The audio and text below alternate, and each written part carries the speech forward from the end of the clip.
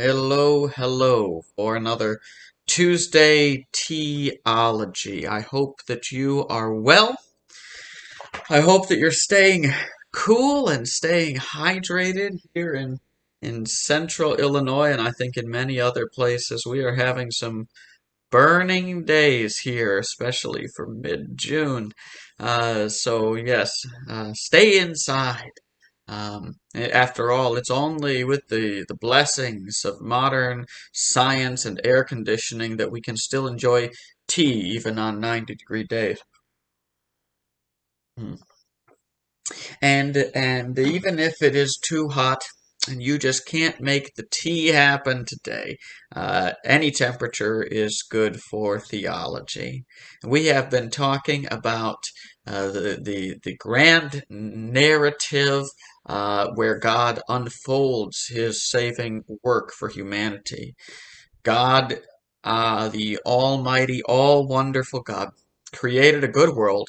We have fallen into sin, and God has reached down to us to draw him to himself. And this salvation finds its climax and the decisive saving work of God in the cross and resurrection of Jesus Christ. But we want to look at the unfolding story before that as God began to set the framework and to teach and guide, to call to himself a people who would eventually be prepared then for the coming of the Messiah, the Savior. And in that setting apart of a people, there were certain institutions that God established with them. And Moses was the particular mediator by whom God established this covenant relationship with the people he had delivered out of slavery in Egypt. And the some of the key institutions in this were the law that demonstrated the character of God, that called people to holiness, and yet showed our inability to fulfill that in our fallenness. And the tabernacle, or later the temple, so a place for the meeting of God and man, a place for God to dwell among his people, and yet one that emphasized not only his dwelling among them, but also the separation. For that separation is not truly bridged until Christ comes and does his decisive work. Two more elements to consider: the priesthood and the sacrifices. And today we'll talk about the priesthood.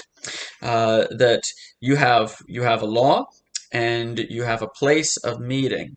But the inability of the people to keep the law, the continued sinfulness in the human heart, to bridge that, we need a mediator, someone to come between the the unrighteous sinner who needs forgiveness and reconciliation, and the holy and righteous God, someone to be in this place of mediation, someone to carry out the sacrificial acts which pointed forward to the sacrifice of Christ. And so this was the establishment of the priesthood, and that is what a priest is. A priest is a representative who represents between the people and God, and between God and the people.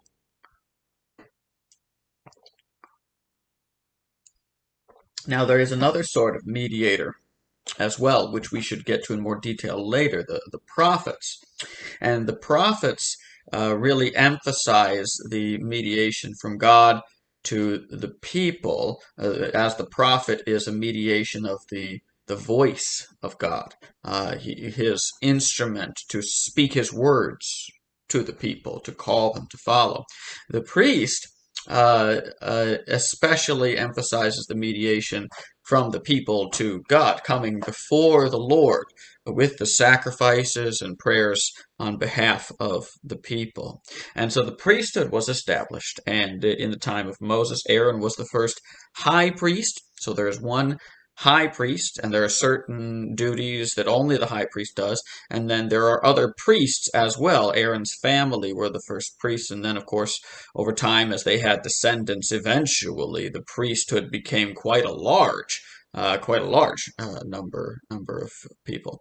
And then there were also the Levites, and we kind of lumped that in. That's a whole tribe that had other lesser duties, but they too were a part of that, set apart for this ministry. And so God, who has called a people to himself and set them apart from the world, he set apart a certain groups of people within them to have this mediating role. And so with the priesthood, there were special privileges. We read about the high priest garments that really symbolized that he was representing the people of God.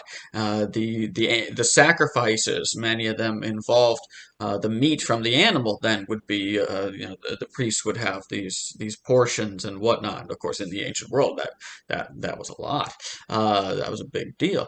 But there were also definitely responsibilities. The high priest is cut off from the ordinary life of the ordinary person. Has these duties to serve before the Lord as a mediator, and so on.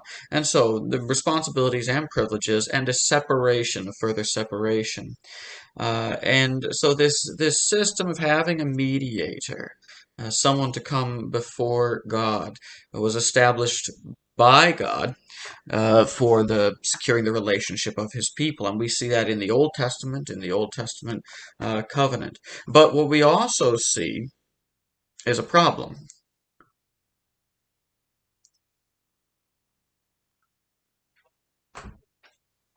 The problem that the priests are themselves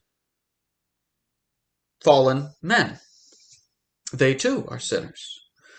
And so we find Aaron, that first high priest, falling into terrible sin and actually having this leading role in leading the people into idolatry, from which God graciously forgives and restores them. But it's a reminder that there is a problem at the heart of this priesthood. There's an insufficiency about it. And so, going on later, the priests and the Levites there were some who were more, righteous in pursuit of their duties, and others less. But in any case, all of them are fallen human beings, and we have to confront the question of even the good ones, even the faithful priests. How could they really adequately serve as an intermediary when they themselves needed someone to mediate their relationship to God, and of course when their ministry runs its course. You serve during your life, and your ministry runs its course. And this is one where the insufficiency of the system, as established to actually do the job, reminds us that it is meant to be pointing towards the true divine solution to the problem. Make no mistake, this was the mechanism God put in place for that time for people to draw close. They didn't have the luxury of saying, well, you're not sufficient, and no, this was God's appointed way at that time. But it was also pointing forward to the true mediator between God and man. And that is where we see one dimension in which we see the significance of the miracle of Christmas, that God sent his Son to become man for our salvation, because the Savior, we needed a Savior who was fully human and fully divine. Now that we can see the significance of that especially clearly when we talk about his sacrificial role, and Lord willing, next week we will touch on that a little more, and eventually even more. But we also see it in his priestly role. We need a mediator who can truly mediate, who can really do the job, and who doesn't himself need a mediator, because otherwise you got to have a mediator, and then a mediator for your mediator, and so on and so on and so on. And what we don't need is an unending hierarchy of mediators. We need someone who can complete the task, and that is what God has given in Jesus Christ. For he, as fully and truly, man is able to represent us, is able to relate to us. Jesus understands your struggles. He understands temptation. And now we may be tempted to say, how can he understand temptation? He never sinned. He never gave into it. But this is a point people have made, that is it not possible that the one who understands temptation the best is the one who has felt its full force and never given in? That's an interesting thought there. Perhaps Jesus understands temptation way better than you or I do, because we have continually given in to it, and the temptation then goes away and the sin comes. He knows the full force of temptation completely resisted.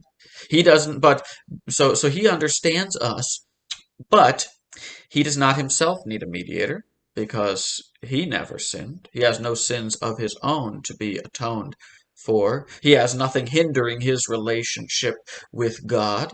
And he is able to fully and eternally stand as the mediator.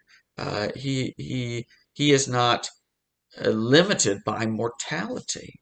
And so this is now, when we go to the book of Hebrews, if you want to see how the Old Testament, these features of the law and the sacrifices and the tabernacle and the priesthood and stuff, uh, come to center on Jesus. You go to various places in the New Testament, but one great place to go for some of this stuff is the book of Hebrews, especially stressing Jesus Christ as the priest, the true high priest. Let me read just one passage here.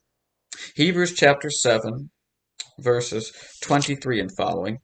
The former priests were many in number because they were prevented by death from continuing in office. But he, that is Jesus, holds his priesthood permanently because he continues forever. Consequently, he is able to save to the uttermost those who draw near to God through him, since he always lives to make intercession for them. Able to save to the uttermost those who draw near to God through him. That is a wonderful word. And so, having some knowledge of the establishment of the priesthood in the Old Testament and the unfolding of this story, then we see the wonder when the fullness comes in Jesus Christ, and we can see, oh, he is able to do what no mere man could do, for he is true man and true God, and so he is able to be the true and fully sufficient high priest.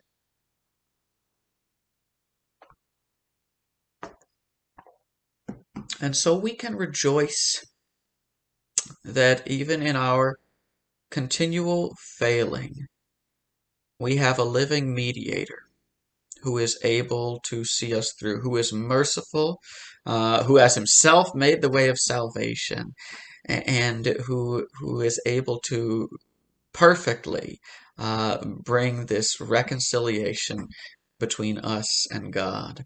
May you be strengthened and comforted as you go through your day, thinking about the wonder of Jesus, our great high priest, the gift of God to himself become our mediator, so that we could experience the newness of life, the forgiveness, the adoption, the glories of the gospel of Jesus, our Savior. The Lord be with you as you go through your week. Bye-bye.